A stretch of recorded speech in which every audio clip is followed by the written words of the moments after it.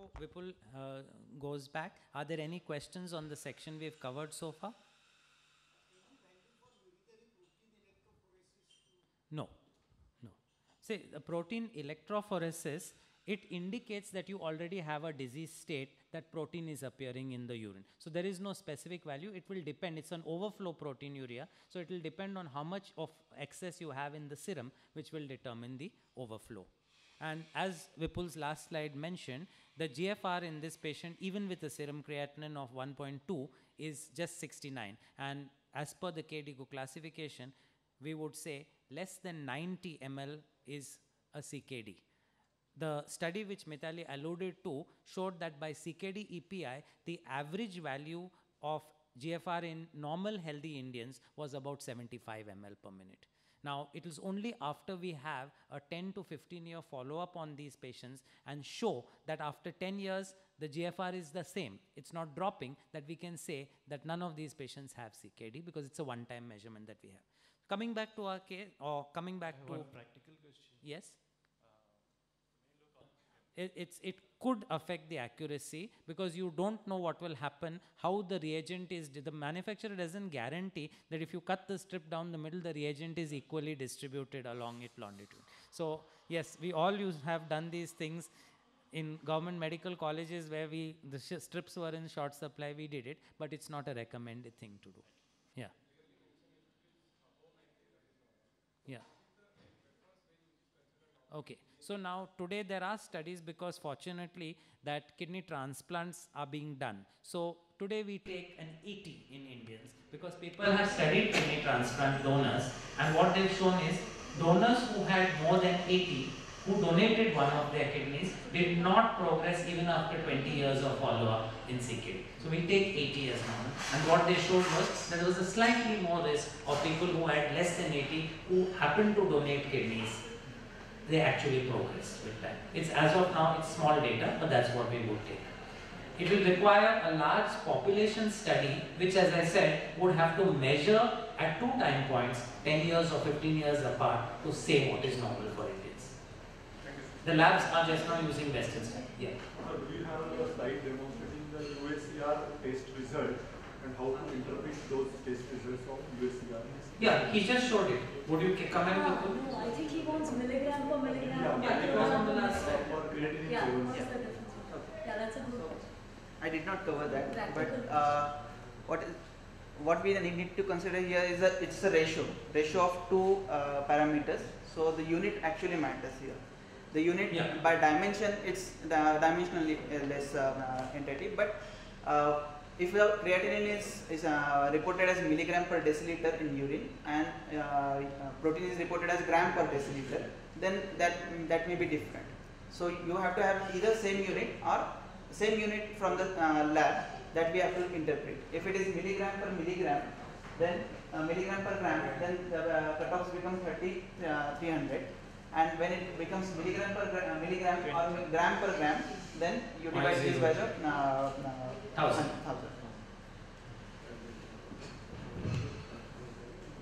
So we have established that our patient probably has CKD. What interventions can we use? What are the targets of blood pressure? What diabetic control should be achieved? I'll ask Dr. Negru to answer that. Are there roles for any specific interventions depending on etiologies of CKD, though our emphasis today is on diabetes? And what should we do with statins in CKD? So this is what KDIGO says, that they suggest an ACE inhibitor or an ARB even in normotensive patients with diabetes and albumin, which is more than 30 milligram per gram, who are at high risk of diabetic kidney disease or its progression. The median time from the development of dipstick positive proteinuria has increased from what used to be 7 years to now 14 years. And recent data, as they said, shows that the 10-year incidence of end-stage renal disease is about 3% in patients who have these interventions. What target blood pressure should we follow? Less than 130 by 80 is what almost every patient. If you look at the kidney involvement in patients of type 1 and type 2 diabetes, it's a type 1 diabetes with a higher incidence of nephropathy compared to type 2. Is there any reason for that? I think it's no, it's only the fact that what happens with type 1 is that we are able to time the onset of the disease more accurately and follow these patients more accurately. Type 2, yes, it is said that the problem with type 2 diabetes is these are an older population and many of them will die, coming to that, of cardiovascular diseases before they develop nephropathy or before they develop overt nephropathy and are followed up. So that's really the problem with the incidence studies. That the type 1 patients are younger, the time of onset of the disease is well known and they are followed up more closely, whereas the type 2 patients, a large number of them will die of cardiovascular disease before they develop nephropathy or before the nephropathy is detected. In other words, they have more insulin resistance, yes, which is not in type 1. Type 1 is pure hyperglycemia, which damages the kidney purely because of glucose, because of microvascular complications, primarily driven by hyperglycemia. Whereas type 2 diabetes, the primary driver is insulin resistance. Yes. Which makes all the difference in the outcome of these patients. And yes. Insulin resistance gives you dyslipidemia, hypertension and cardiovascular disease. Yes. So the macrovascular disease.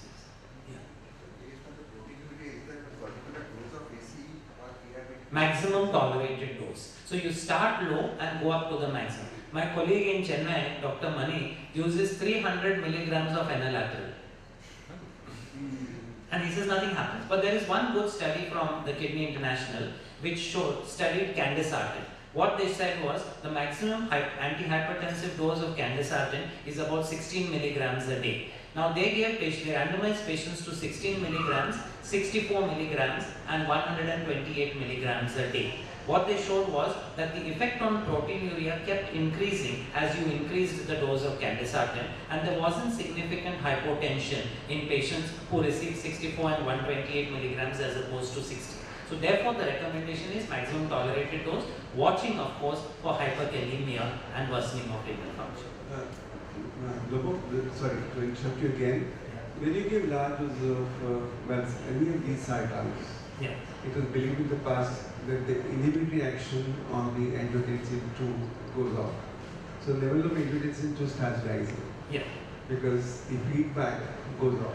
Yeah. And therefore the large rise of the angiotensin II is responsible for all the cardiovascular events. Yeah. It could be, and that's why people... And if you give large doses, it is possible that you give more cardiovascular events? Well, it hasn't been shown in studies. I think Vipuli is going to cover ACE versus ARB data as we come along. So, post-transplantation, what is the dose? Sorry? Post-transplant, what is the dose of post-transplant kidney transplant? Yeah. For diabetic kidney disease, renal failure. Same. What is the dose, maximum dose? Maximum dose is the maximum tolerated dose, provided you are not getting hyperkalemia and a more than 25% rise in the serum creatinine or 25% fall in the GFR. So if you start with a patient who has a creatinine of 1.2, if it goes beyond 1.5, that's when you will pull the drug off. Or the patient gets hyperkalemia. I think hyperkalemia is something that is underestimated. I see at least one patient a year who has had a cardiac arrest due to hyperkalemia simply because he received a combination of drugs which push the potassium up. So you might wonder why I am showing you the effect of tight blood pressure control on myocardial infarction, stroke, all-cause mortality in a talk on CKD. The answer is what Dr. Nagul brought up earlier, that it's only about 50% of patients with type 2 diabetes who live long enough to develop nephropathy. The large majority of them die of cardiovascular disease. And even those patients who start dialysis, if you look at the USRDS data, 10% of these patients would die every year while on dialysis, almost always due to cardiovascular disease. So that's the reason why the blood pressure control has always targeted, and every new drug always targets cardiac outcomes in this situation. So diastolic blood pressures of 80, I'm going to go quickly because we are running slightly behind time here. Almost every study says the lower the blood pressure, the better it seems to be, provided you don't go below 120 systolic. What lessons have we learned? Hypertension will significantly impact the rate of loss, and the major contributor is the systolic blood pressure. Less significant is the diastolic. Lowering systolic blood pressure to less than 130, definite benefit. All-cause mortality is worsened if you go below 120. Normally, the diabetic patient will lose about 1 ml per minute of GFR per month once he starts progressing. If you can lower the blood pressure to between 120 and 130 systolic, you can half the rate of loss of GFR. This means that a patient who is moving from stage 4 to stage 5 of diabetic kidney disease will normally progress to needing dialysis in 9 to 10 years. And with just tight blood pressure control, you can move that to 18 to 20 years if you can lower the blood pressure. That's the lesson, I think, for all of us seeing these patients. Are there any specific interventions according to the etiology of CKD? Well, autosomal dominant polycystic kidney disease, today tolvaptan is well established. If we have obstruction in any patient, relief of obstruction in obstructive uropathies makes these patients the slowest progressive of all chronic kidney disease. Is there a role for revascularization in ischemic nephropathy? STAR, Astral and Coral say there is. Medical management versus angioplastic revascularization, no real difference at 10 years of outcome, but there may be a role for revascularization in certain specific populations. Is there targeted therapy? We are going to go over these as time goes on. Dr. Nellur asked, is there a worsening of the increase in the angiotensin levels when you use high doses of ARBs? The SONAR study was published, this is with atrasentan, and this was published this year in March, and it's after many years. In fact, nephrologists are excited this year because we've had 2 positive studies after years and years of negative study. So from 2001 till 2019, it was only ACE inhibitors and ARBs. Now we have add-on drugs. We have SGLT2 inhibitors and we have atrasentan. So atrasentan reduced the composite endpoint by 35%, that is the doubling of creatinine and the incidence of end-stage renal disease. It decreased the 50% decrease in GFR by about 27%, and interestingly, this is the first study where the cardiovascular endpoint alone was not significant, but the cardiorenal and the renal endpoints were significant. So atrasentan is going to be the nephrologist's drug, not the cardiologist. What about statins in CKD? Well, there's a meta-analysis which was published in 2016 which looked at about 16 randomized control studies using statins in CKD. Statins reduce albuminuria. They work best in type 2 DM, not so significant in type 1 DM. And when you look at the baseline albuminuria where you use the statin, it works best if you go to when the patient has an albuminuria of between 30 to 299 milligrams per gram. When you go to higher than that, the statin still works, but if you use a statin in normal albuminuria, it doesn't delay the development of albuminuria. The same meta-analysis looked at GFR and serum creatinines and found that statins did not either increase the time to doubling of serum creatinine or the development of end-stage renal disease. So coming back to our case, this patient was advised salt restriction, a diabetic diet, 70 grams of protein, 1800 calories. He was told to increase his exercise to at least 30 minutes daily, 6 times a week. He was given metformin, ramipril, started at a pretty low dose, 2.5 milligrams twice a day, and he received a statin. 6 months later, he had slightly better blood sugars. His weight was 72 kg, his metformin was increased. His compliance with medications was good, but with diet and exercise only fair. 2 years later, his weight was 72.5, his BMI had come down slightly, but his blood pressure simply wasn't controlled. 2 office visits, 160/90, 1 plus albumin, no active sediment, and his 24-hour urinary protein was now 510 milligrams, and his serum creatinine was 1.5. His ramipril was increased to 5 milligrams twice a day, but he developed cough and hyperkalemia, and so his medication was shifted from ramipril to azelsadin.